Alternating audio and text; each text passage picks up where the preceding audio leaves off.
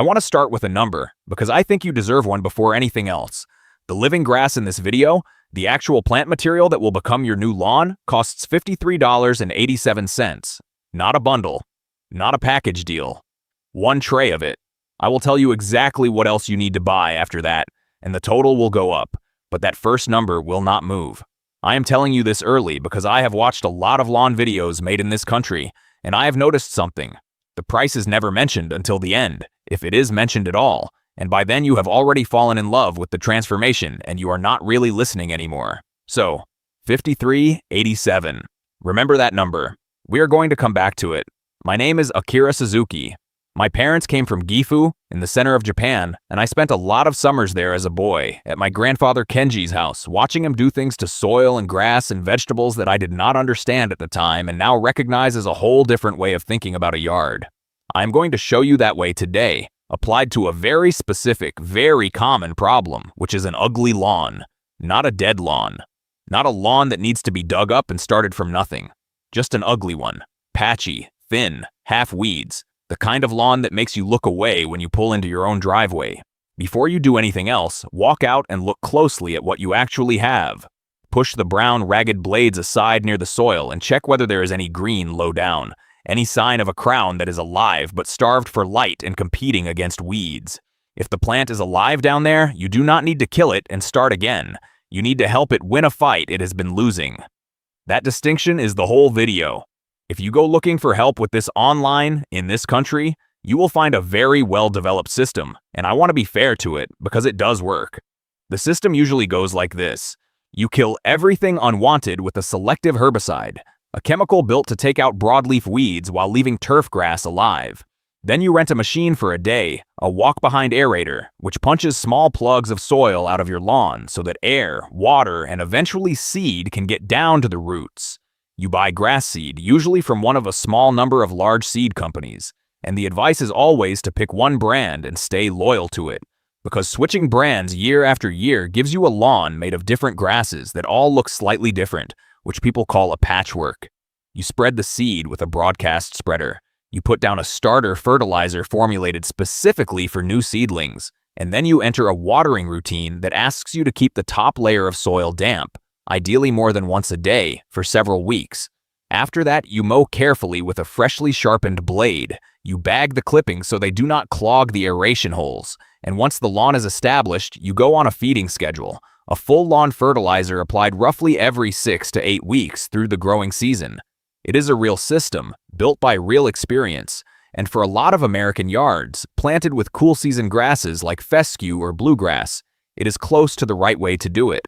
It is also, if you add up the rental fee, the chemical, the branded seed, the starter fertilizer, and a season of regular feeding, not a small amount of money, and not a small amount of your time either. My grandfather never did any of that, and not because he did not know it existed.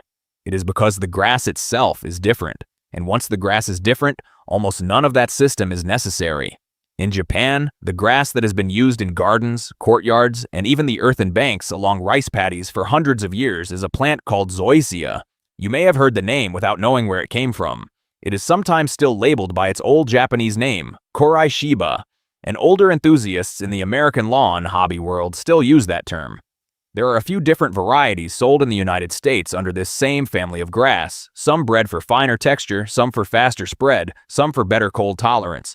But the underlying plant and the underlying logic are the same in all of them. It is a warm season grass, meaning it grows hardest in the hot months and goes dormant, turning a golden brown color when the weather turns cold.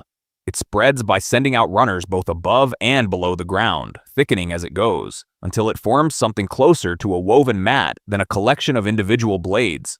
That density is the whole story. A mature zoysia lawn is so tightly packed, sometimes 6 or 8 individual shoots in a single square inch, that a weed seed landing on it mostly cannot find bare soil to root into. My grandfather did not spray his small lawn for weeds because his grass simply did not leave room for them. This is the first thing I want you to understand, and it changes almost everything downstream. You are not renovating your lawn by killing what is there and starting over with seed. You are renovating it by filling it in with small, already rooted pieces of a grass that will outcompete the weeds on its own, given enough time. This is the first of 2 things I am going to walk you through today, and it is the one that costs that $53.87 I mentioned. What you are buying is not seed. It is a tray of plugs, small squares of already growing zoysia, each with roots attached, sold in the US under names like sod pods, in trays of 32, at most home improvement stores in the country. Before you plant anything, pick your worst, most visible patch rather than trying to do the whole yard at once, and check that it gets a reasonable amount of direct sun through the day, because this grass does not perform in heavy shade the way it does in the open. You do not need to kill your existing lawn first. You mow it as low as your mower will safely go, and then, using a bulb planter, a trowel, or even a garden auger if you have one, you cut small holes into your existing turf, spaced roughly a foot apart in a checkerboard pattern, and you press one plug into each hole so that the top of the plug sits level with the surrounding soil. That is the entire planting process. There is no spreader, there is no seed-to-soil contact to worry about, there is no keeping a top layer of soil constantly wet for weeks, because you have planted something with roots already attached to it, not a seed hoping to germinate. You water it deeply for the first 2 to 3 weeks so those roots can settle, and then you largely leave it alone. Here is roughly what that first season looks like month by month, so you are not guessing at whether it is working. In the first 2 to 3 weeks after planting, the plugs mostly just sit there, holding on, sending down roots you cannot see. Somewhere around week 4, in good heat, you will notice the first thin runners reaching out from the edges of each square, low to the ground, almost easy to miss if you are not looking closely. By the middle of the season, those runners from neighboring plugs begin to touch each other, and this is the point where the lawn starts to visually change week to week rather than staying static. By the end of a full warm season, in a climate with a decent length of hot weather, a foot-spaced planting is often mostly closed, though the last small gaps between plugs sometimes take a second season to finish knitting together completely. This is slower to fill in than seeding an entire yard at once, because you are only covering maybe a quarter of the surface with actual plug material at first. But zoysia's whole habit is to spread sideways on its own, and my grandfather did this along the edge of a dirt path near his vegetable beds, one summer when I was maybe 9 years old, and I remember him telling me that the grass would do the joining itself, that his job was only to give it a starting point every foot or so and then be patient. My great-aunt Fumiko, who gardened outside Kyoto, used to say something similar about her vegetables, that half of good growing is simply refusing to interfere once you have done the necessary part. The second habit is one I did not appreciate until I was much older and started fixing lawns of my own here in the United States, and it solves the exact problem that the rented aeration machine solves in the American system, but without a machine at all. My grandfather leveled low spots and thin patches in his lawn with sand. If your lawn is ugly not just because of weeds, but because it is bumpy, sunken in places, and uneven when you walk across it, the standard advice is to rent a core aerator, a piece of equipment that pulls plugs of soil out of the ground so that new seed can get down into the holes. That machine is doing 2 jobs at once, loosening compacted soil and creating a rough surface for seed to fall into. But if you are working with a grass like zoysia that spreads by rhizomes and stolons under and along the surface of the soil rather than one you are trying to seed from scratch, you do not need the machine. You need a thin, even layer of sand spread directly over the lawn, worked down into the base of the grass blades with the back of a rake or a push broom. This is exactly what top dressing with sand does for warm season grasses like zoysia in modern American lawn care. And it is the same principle my grandfather used, just without a name for it and without a bag from a hardware store. The sand fills in the low spots, levels the surface over time, and because zoysia grows by spreading sideways rather than shooting straight up from a single crown, the grass simply grows up through a thin sand layer without being smothered. The one rule that matters here, and it is a rule people on lawn care forums get wrong constantly, is that the layer has to be thin, no more than about half an inch at a time for zoysia specifically, because these grasses are shallow-rooted enough that a thick layer of sand poured on all at once can choke them rather than help them. As a rough guide, a single 50-pound bag spread thin will cover somewhere in the neighborhood of 50 to 100 square feet, depending on how uneven the ground is underneath, so a small ugly patch rarely needs more than a bag or 2 at a time. You do this in the hottest part of the growing season, never in fall or winter when the grass has slowed down or gone dormant, because that is when it has the energy to push new growth up through the added layer. And most people who fix a bumpy lawn this way find they need to repeat it lightly for 2 or 3 seasons before the surface is as even as they want, rather than solving it in a single afternoon. So those are the 2 things: living plugs instead of seed, and sand instead of a machine. Everything else is patience and a few small habits that do not deserve to be counted as steps, because they are really just the way you live alongside a lawn once it is established rather than things you do to fix it. One of those habits is weeding by hand in the early going, before the zoysia has filled in enough to do its own weed blocking. My grandfather kept a small hand sickle by the back door, the kind still sold today under the Japanese name Nejiri-kama, imported into the US under names like kakuri or suizan, a short, angled steel blade on a wood handle that you drag just under the surface of the soil to slice a weed off at the root without disturbing the grass around it. It takes maybe 10 minutes a week during the first year, while the plugs are still spreading and there's exposed soil between them for weeds to exploit. Once the mat closes up, this task mostly disappears on its own because there is nowhere left for a weed to start. It is worth keeping the blade clean and lightly oiled after use, since a dull sickle turns a 10-minute habit into a 20-minute chore. Another is mowing height. Zoysia wants to be cut low, generally between 1 and 1.5 inches, which is shorter than most people cut a fescue or bluegrass lawn. Cutting it too high does not damage it, but it slows down how quickly it thickens into that dense mat you are relying on to crowd out weeds, so in the first year especially. Keeping the blade height low and mowing a little more often than you are used to actually speeds up your results. Once the lawn matures, most people find they can drop to mowing once every week to 10 days without the lawn looking neglected, since this grass simply does not push new growth as fast as the seed blends built for quick establishment. A third habit, less about the first year and more about years 2 and 3, is a light dethatching every couple of springs. Because zoysia grows so densely, it can build up a springy brown layer of old runners just above the soil line over time.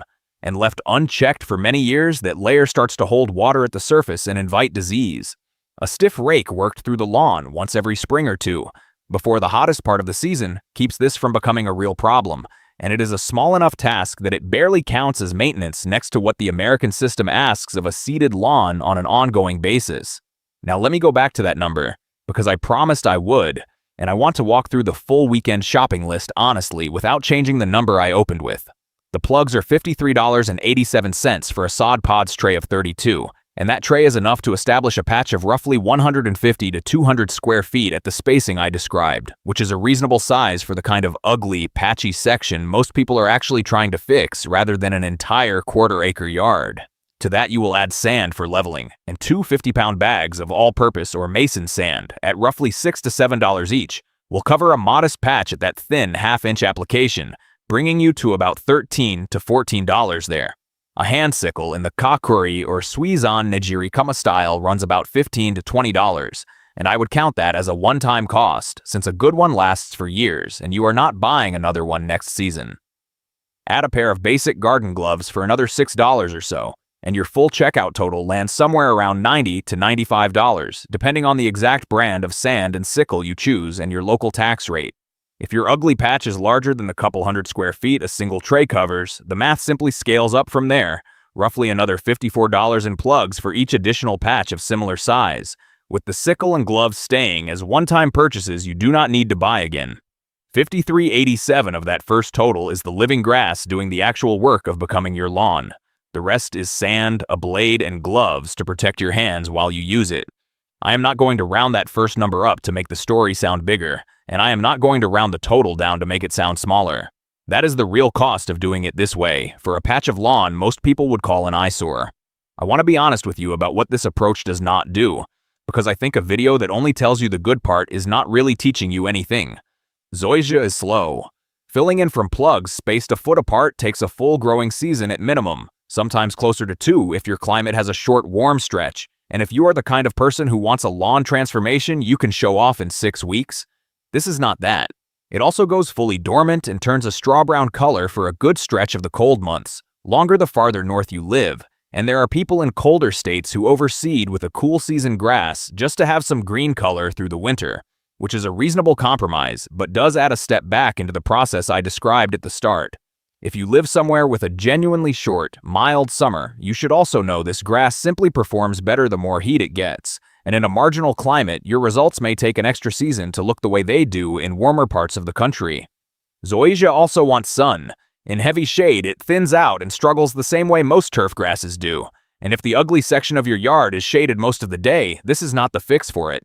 You would be better off looking at moss, which is its own tradition in Japanese gardens for exactly the spots where grass never wanted to grow in the first place. But that is a different video. And if your soil stays wet and heavy for long stretches, zoysia does not love that either. It wants soil that drains, which most American yards with reasonable drainage already have. But it is worth checking before you spend that $53.87. None of these are reasons to avoid the method. They are reasons to look honestly at your own yard before you start, which is exactly what my grandfather would have done before touching a single plug. What you get in exchange for the slowness is a lawn that once it fills in asks very little of you. No selective herbicide most seasons because there is no bare soil left for weeds to use. Less water because the root system goes deep and the grass can go dormant through a dry spell rather than dying, then green back up when rain returns. Fewer feedings because a grass that is not racing to grow tall does not need to be fed every 6 weeks to keep pace with itself.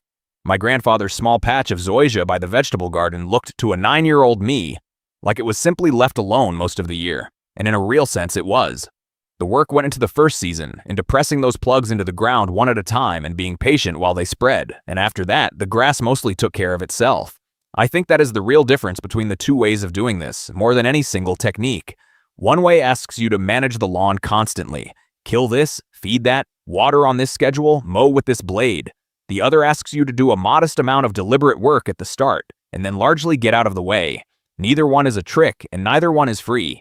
But if your lawn is ugly rather than dead and you have a season of patience in you, this is the way my grandfather would have looked at it, plug by plug, foot by foot, at a cost of $53.87 for the part that actually matters until the grass finished the job itself.